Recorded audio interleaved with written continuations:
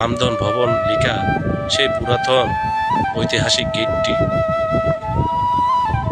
তাহলে বন্ধুরা দেখতে থাকুন।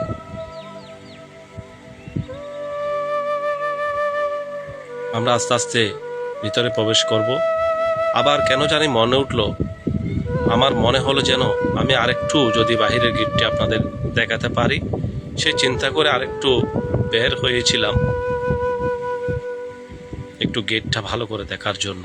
কি সুন্দর শিল্পকলা! এইরকম গেট বর্তমানে যদি কেউ নির্মাণ করতে যায় অনেক টাকা খরচ হবে, কিন্তু দেখুন কি সুন্দর বাড়িটি আজকে নির্মম, নিস্তব্ধ, সব দিকে শুধু ভঙ্গুর। দেওয়ালগুলো খসে পড়ছে, প্লাস্টারগুলো যেন ছুটে ছুটে সবসময় পড়তে থাকে। আমরা একটু একটু এক পা দুপা করে ভিতরের দিকে প্রবেশ করছি। সামনে পড়লো একটি গাছের কুটি দিয়ে টিনের ছালা একটি ঘর, হলঘরের মতো। সম্ভবত এই হলঘরে তাদের কোনো অনুষ্ঠান নিয়ে হিন্দু সম্প্রদায়ের হয়তো কীর্তন অনুষ্ঠান হতো বা কোনো ধর্মীয় আচার অনুষ্ঠান করত। দেখুন পুরাতন এই কক্ষগুলো একদম ভঙ্গুর অবস্থা, দেওয়ালগুলো খসে পড়ছে, একদম নির্জন জায়গা, চারিদিকে লতাপাতায় ঘেরা।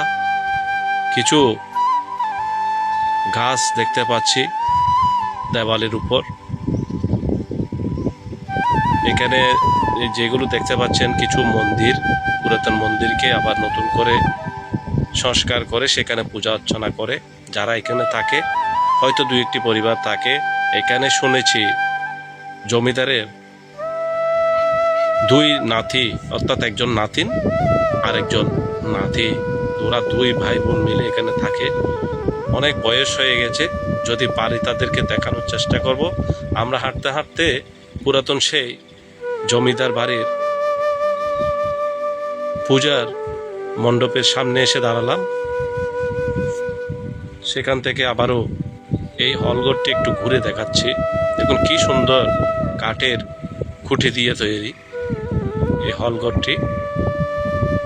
আমরা একটু ভেতরে গিয়েছিলাম, আমার বন্ধুটি ভিতর থেকে ওই যারা দর্শনার্থী আগে এসেছিল তারা কি করছে এগুলো দেখে আবার বের হলো। আমিও একটু দেখে আসব। অনেক দর্শনার্থী আছে, কোনো তরুণ তরুণীরা ফটোশ্যুটে ব্যস্ত। হয়তো কেউ টিকটকের জন্য ভিডিও শ্যুট করছে, কেউ ফেসবুকের যারা ব্লগার তারা আছে। আমিও একটু